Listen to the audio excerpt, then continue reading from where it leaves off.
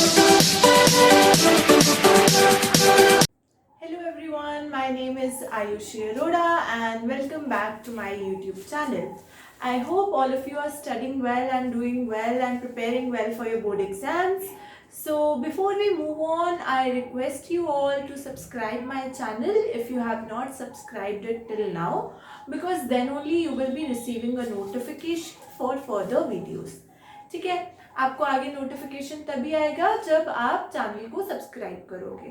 और अगर आपको वीडियो अच्छा लगे तो प्लीज़ वीडियो को लाइक कर देना और ज़्यादा से ज़्यादा शेयर भी करना, because this concept is very very important and very crucial. Because आज हम बेसिक स्ट्रक्चर के बारे में बात करने वाले हैं। ये कॉन्स्टिट्यूशन के अंदर सबसे इम्पॉर्टेंट जो चैप्टर है वो यही है, एंड ये जुडिशरी का भी बहुत इम्पॉर्टेंट पार्ट है, ये कॉन्स्टिट्यूशन का भी बहुत इम्पॉर्टेंट पार्ट है, मोर ओवर ये पॉलिटिकल साइंस का सबसे इम्पॉर्टेंट पार्ट है। तो आज हम क्लास 12 पॉलिटिकल साइंस कर रहे हैं आईएससी बोर्ड के लिए, एंड उसमें ये एज अ केस स्टडीज आप अपने क्लास 12 प्रोजेक्ट के लिए भी यूज़ कर सकते हैं। ठीक है, तो आज हम बात करने वाले हैं बेसिक स्ट्रक्चर डॉक्ट्रिन की, लैंडमार्क केसेस इन इंडिया। तो कौन कौन से ऐसे लैंडमार्क केसेस हुए जिसकी वजह से हमारे बेसिक स्ट्रक्चर की हमें बात करनी पड़ती है। ठीक है, so those basic structures and those landmark cases we are going to discuss today. ठीक है, so coming to the first point, it talks about Parliament and the state legislature can make laws within their jurisdiction. जो आपका parliament है वो और जो state legislature है वो लॉज बना सकते हैं अपने जुरिस्डिक्शन के अंदर। तो जुरिस्डिक्शन का मतलब अधिकार क्षेत्र, अधिकार क्षेत्र का मतलब the power, the legal power in which they can, like the area in which they can exercise their legal power is known as jurisdiction। कि किस किस एरिया में वो अपनी लीगल पावर को एक्सरसाइज कर सकते हैं उसको हम जुरिस्डिक्शन कहते हैं। अब आपने अगर जुडिशरी वाला चैप्टर नहीं रिवाइज किया है then please go back and do revise that chapter. उसी की वीडियो सीरीज में मैं ये वाली वीडियो सीरीज को भी, ये वाली वीडियोस को भी ऐड ऑन कर दूंगी, आपके लिए हेल्पफुल रहेगा वो। बट आप पहले, उससे पहले जुडिशरी का वीडियो सीरीज जरूर देख लेना याद से। ठीक है, तो पार्लियामेंट और स्टेट लेजिस्लेचर के पास ये पावर है कि वो कुछ लॉज बना सकते हैं जो कि उनके जुरिस्डिक्शन के अंदर आते हैं। साथ ही में जो सेकंड पॉइंट है, it talks about the supreme court has the power to declare any law as unconstitutional और वॉइड। ठीक है, सुप्रीम कोर्ट के पास ये पावर है कि वो किसी भी लॉ को अनकॉन्स्टिट्यूशनल और वॉइड डिक्लेयर कर सकते हैं। ठीक है, ये भी सुप्रीम कोर्ट के पास में पावर है, और पार्लियामेंट और स्टेट लेजिस्लेचर के पास ये पावर है कि वो लॉज बना सकते हैं। Now how the concept of basic structure came into existence, कि अब बेसिक स्ट्रक्चर की बात कैसे आई, बेसिक स्ट्रक्चर की हम पढ़ ही क्यों रहे हैं बेसिक स्ट्रक्चर के बारे में। So as per the basic structure doctrine, जो आपका बेसिक स्ट्रक्चर डॉक्ट्रिन है वो ये बात कर रहा है कि any amendment that tries to change the basic structure of the constitution is invalid. तो कोई भी अमेंडमेंट जो कि basic structure of the constitution को चेंज करने की कोशिश करती है वो चीज इनवैलिड है। बेसिक स्ट्रक्चर डॉक्ट्रिन में यही समझाया जा रहा है कि कोई भी अमेंडमेंट जो कि कॉन्स्टिट्यूशन के बेसिक स्ट्रक्चर को चेंज करती है वो चीज इनवैलिड होती है। Now this doctrine helps to protect and preserve the spirit of the constitution। जो ये वाली डॉक्ट्रिन है वो कॉन्स्टिट्यूशन के स्पिरिट को प्रोटेक्ट और प्रिजर्व करती है। ठीक है, so this doctrine helps to protect and preserve the spirit of the constitution. Spirit of the constitution को प्रोटेक्ट करने के लिए ये डॉक्ट्रिन बहुत ही ज्यादा यूजफुल है। अब इस डॉक्ट्रिन का एवोल्यूशन कैसे हुआ, कि कैसे evolution of the basic structure की बात होने लगी. So the evolution of the basic structure concept came from a series of case studies. बहुत सारे केसेस हुए हैं आपके. तो number 1 is the Shankari Prasad case which happened in the year 1951. 1951 के अंदर आपका शंकरी प्रसाद केस हुआ. देन आपका सज्जन सिंह केस हुआ 1965 में. देन आपका गोलकनाथ केस होता है आपका 1967 में. Then we have our Keshav Nanda Bharati case in the year 1973. हमारे पास में केशव नंदा भारती केस के बाद में भी बहुत सारे केसेस हुए हैं जिसके अंदर बेसिक स्ट्रक्चर कॉन्सेप्ट की बात की गई है. लेकिन जैसे कि मैंने आपको अपने जुडिशरी वाले चैप्टर को पढ़ाते टाइम ये प्रॉमिस किया था कि I am going to discuss the 2 very important case studies, that is of the Golaknath case and of the Keshav Nanda Bharati case. तो आज के वीडियो में हम गोलकनाथ केस डिस्कस करने वाले हैं एंड केशव नंदा भारती केस मैं आपको अपनी सेकेंड वीडियो में, मतलब जैसे नेक्स्ट वीडियो होगी उसमें मैं आपके साथ केशव नंदा भारती केस डिस्कस करूंगी. So as we are continuing with our video on the basic structure doctrine, so हमने इसमें देखा कि बहुत सारे केसेस थे. अब हम कुछ इंपॉर्टेंट केसेस पढ़ने वाले हैं. Number 1 is the Golaknath case. इस वाली वीडियो में मैं गोलकनाथ केस डिस्कस करूंगी और इससे जो नेक्स्ट वीडियो में डालूंगी उसमें मैं केशव नंदा भारती केस डिस्कस करूंगी. Now coming on to the Golaknath case. Golaknath versus the state of Punjab and this happened in the year 1967. तो ये वाला केस बहुत ही ज्यादा इंपॉर्टेंट है. आपका Keshav Nanda Bharati case state of Kerala के साथ में है एंड जो गोलकनाथ केस है ये आपका स्टेट ऑफ पंजाब के साथ में है. This case is really very important and crucial. तो इसको ध्यान से करेंगे, ढंग से करेंगे, ये आपको बहुत ही ज्यादा यूजफुल रहेगा. It can come as one of your case studies in class 12th political science of ISC board. आप उसमें ये एक एज अ केस स्टडी के लिए यूज कर सकते हो अपने प्रोजेक्ट में, अगर आप जुडिशियल रिव्यू का प्रोजेक्ट कर रहे हो तब. If you have not watched the video on the judicial review, then I request you please go back and do watch it. ठीक है. और अगर आपने जुडिशियल एक्टिविज्म और जुडिशियल रेस्ट्रेन वाला वीडियो नहीं देखा है then please go back and also watch that. ठीक है, वो भी इंपॉर्टेंट है जुडिशरी वाले चैप्टर में से. Now coming on to the Golaknath case. Golaknath case में क्या हुआ, ये केस क्या कहता है. सो पहले मैं इसको रीड आउट करूंगी फिर मैं आपको एक्सप्लेन करूंगी. The family of Henry and William Golaknath. तो 2 भाई होते हैं, एक का नाम होता है हेनरी और एक का नाम होता है विलियम गोलकनाथ. ठीक है, एक भाई का नाम हेनरी गोलकनाथ और एक भाई का नाम William Golaknath.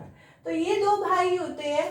They held over 500 acres of farmland in Jalandhar Punjab. तो जालंधर पंजाब में इनके पास 500 एकड़ की फार्मलैंड होता है. 500 एकड़ का मतलब इनके पास में प्रॉपर्टी होता है. And in the face of 1953 Punjab security land tenures act, Punjab government का जो आपका लैंड टेन्योर एक्ट था 1953 के अंदर जो आया था, ठीक है, land tenure act, the state government held that the brothers could keep only 30 acres each. ठीक है, 2 भाई थे हेनरी गोलकनाथ और विलियम गोलकनाथ. दोनों के पास 500 एकड़ का फार्मलैंड था, मतलब 500 एकड़ की इनके पास में जमीन थी.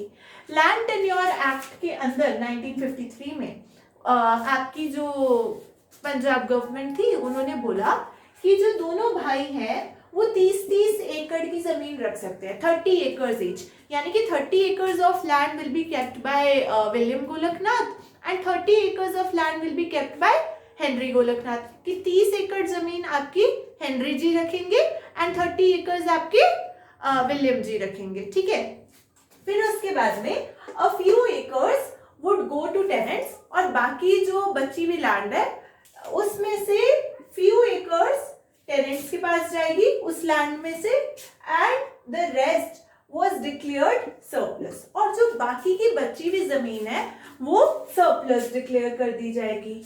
This was challenged by Golaknath family. Golaknath family बोल रही है कि भाई हमारी 500 एकर्स की लैंड है, अब हम उसे किसी और को क्यों दें.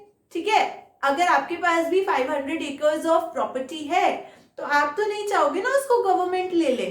ठीक है, तो यहाँ पर पंजाब गवर्नमेंट ने बोला लैंड टेन्योर्स एक्ट के अंदर कि 30 acres of land Henry ji रख लेंगे, Henry Golaknath, and 30 acres of land William Golaknath ji रख लेंगे.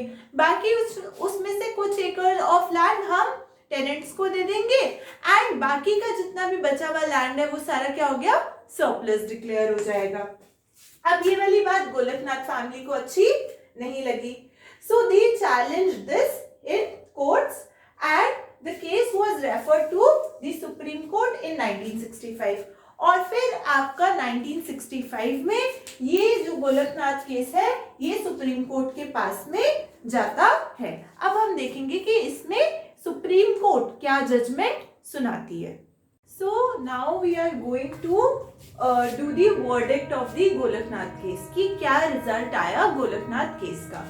So as we have seen कि एक प्रॉपर्टी को लेकर इशू था कि ब्रदर हेनरी और विलियम के पास में 500 एकड़ ऑफ लैंड था, और उसमें से गवर्नमेंट कह रही थी कि 30 एकड़ हेनरी जी को मिलेगा और 30 एकड़ विलियम जी को मिलेगा, और बाकी जो लैंड है वो कुछ टेनेंट्स के पास में जाएगा और कुछ लैंड किसको मिल जाएगा, मतलब बाकी लैंड सरप्लस में रखा जाएगा. तो ये केस सुप्रीम कोर्ट के पास में गया. गोलकनाथ फैमिली को ये बिल्कुल भी मंजूर नहीं था कि जो प्रॉपर्टी उन्होंने इतनी मेहनत से बनाई है वो कोई और क्यों ले ले. तो ये केस जब सुप्रीम कोर्ट के पास में गया तो देखते हैं इसका क्या वर्डिक्ट आता है. The case was heard by the 11 जजेस बेंच. 11 जजेस की बेंच ने बैठकर ये डिसीजन लिया, in which the Supreme Court of India gave judgment by mainstream of 6/5. 6/5 का जजमेंट रहा, और मेन स्ट्रीम ऑफ इंडिया में 11 जजेस बेंच ने बैठकर ये डिसीजन लिया. The judgment reversed Supreme Court's earlier decision which had upheld Parliament's power to amend all parts of the Constitution including Part 3 related to fundamental rights. तो supreme court के judgement को इसमें रिवर्स किया गया, जो अर्लियर जजमेंट थी supreme court की, which had upheld the Parliament's power to amend all parts of the Constitution.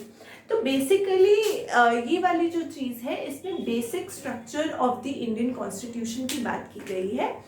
बात ये हो रही है, हमारा जो basic structure of the Indian constitution का जो डॉक्ट्रिन है वो चल रहा है कि पार्लियामेंट के पास ज्यादा पावर है कि कोर्ट के पास ज्यादा पावर है किसी भी चीज को अमेंड करने के लिए.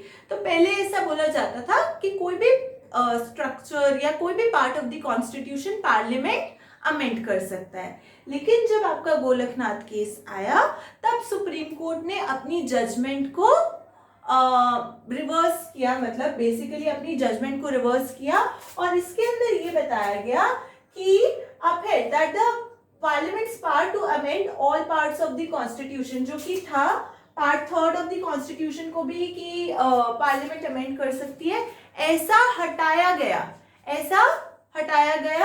And the judgment left parliament with no power to curtail fundamental rights. एक ऐसी जजमेंट लाई गई जिसके अंदर पार्लियामेंट के पास कोई पावर नहीं है कि वो फंडामेंटल राइट को चेंज कर सके. यही एक बहुत इंपॉर्टेंट चीज है. सो बेसिकली जो आपका केशव नंदा भारती केस है उसमें भी हम यही देखेंगे कि basic structure of the constitution can not be violated. इधर भी यही बात देखेंगे हम कि कर्टेल करने की, फंडामेंटल राइट्स को कर्टेल करने की पावर आपके पार्लियामेंट के पास नहीं है, क्योंकि जो आपका फंडामेंटल राइट है वो basic structure of the constitution का एक मेजर पार्ट फॉर्म करता है. तो फंडामेंटल राइट्स को कर्टेल करने की पावर पार्लियामेंट के पास नहीं है. ये वाली बात एक मेजर डिसीजन रही गोलकनाथ केस के अंडर, एंड अब हम देखेंगे कि कैसे जो राइट टू प्रॉपर्टी का इशू है वो आपका 44th अमेंडमेंट के अंदर वो कैसे हटाया गया था फंडामेंटल राइट से आपके केशव नंदा भारती केस के अंदर. So I hope you have understood this topic well. Golaknath case में जो आप मेजर जजमेंट लिख कर आएंगे वो यही है कि सुप्रीम कोर्ट ने अपने वर्डिक्ट को रिवर्स किया था और उन्होंने ये बताया था कि पार्लियामेंट के पास कोई पावर नहीं है कि वो फंडामेंटल राइट्स के अंदर कोई चेंजेस ला सके. तो इसमें सिर्फ इतनी बात बताई गई है कि the judgment left parliament with no power to curtail fundamental rights. तो आपके फंडामेंटल राइट्स में पार्लियामेंट कोई भी चेंज नहीं कर सकता. In fact basic structure of the constitution को तो कोई भी चेंज नहीं कर सकता. ठीक है, आई hope you have understood this topic well. अगर आपको कोई क्वेरीज या डाउट्स हैं तो आप कमेंट सेक्शन में लिख सकते हैं. I hope you are preparing well for your board exam. I wish you all the luck. Thank you. Have a great day. Do like the video. Do share it. And keep studying. Stay healthy. And do subscribe the channel. Thank you.